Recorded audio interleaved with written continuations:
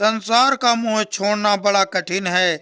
जब तक वासना कुंसित ना हो जाए तब तक शांति नहीं मिल सकती। कथा का एक आध सिद्धांत भी यदि दिल में उतर आए तो जीवन मधुर बन जाए। वासनाएं बढ़ती हैं, भोग बढ़ते हैं, इसी से संसार कटु बन जाता है।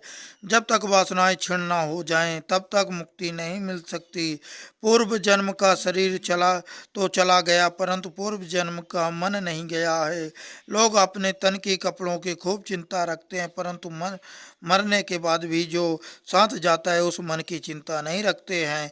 मरने के बाद जिसे साथ आना है उसी के फिक्र करो। धन शारीरिक शरीर आदि भी की चिंता मत करो। मरने के बाद तो जो अंगूठी तुम्हारी उंगली में होगी वह भी लोग निकाल लेंगे।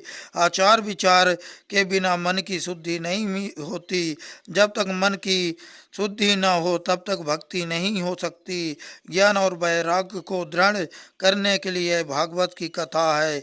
विवेक से जब तक संसार का अंत ना लाए तब तक संसार का अंत आने वाला नहीं है। जीवन में संयम और सदाचार जब तक न आए तब तक पुस्तकों से मिला ज्ञान किसी काम का नहीं है। केवल ज्ञान भी किस काम का। एक गृहस्थ के पुत्र का अवसान हुआ। गृहस्थ रोता है, उसके घर कोई ज्ञानी साधु आता है और उपदेश करता है। आत्मा अमर है, मरण शरीर का होता है, अतः तुम्हें पुत्र की मृत्यु का शोक करना अनुचित है। कुछ समय के बाद उस साधु की बकरी मर गई, जिससे वह रोने लगा।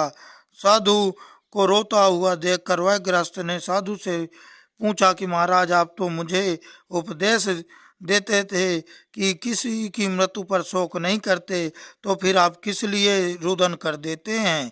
साधु ने कहा कि बालक तुम्हारा था और बकरी तो मेरी थी, अतः रोता हूँ। ऐसे परोपदेश पंडितम किस काम का है। ज्ञान का अनुभव करो।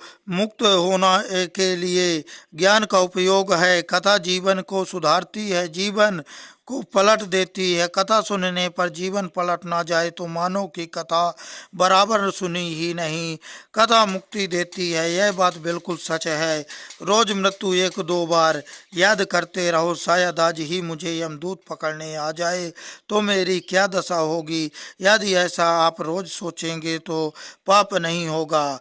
मनुष्य मरण का विचार तो रोज करता ही है नहीं है, परंतु भोजन की विचार रोज करता है। इस भागवत शास्त्र की महिमा का वर्णन दूसरे बहुत से पुराणों में किया गया, परंतु सामान्यतः पद्म पुराण के अंतर्गत महत्व का वर्णन करते हैं। अब श्री भागवत की महिमा का वर्णन करना है। इस मद् भागवत की महिमा का अब वर्णन करते हैं।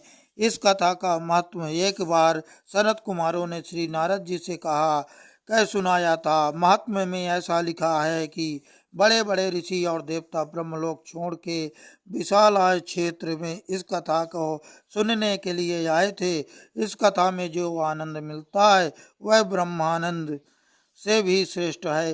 अर्थात योगी तो केवल अपना ही उद्धार करता है, जबकि सत्संगी अपने साथ अपने संग में आए हुए सभी का उद्धार करता है। बद्रिका आश्रम में सनत कुमार पधारे। जिसे लोग बद्रिका आश्रम कहते हैं वही विशाल क्षेत्र है।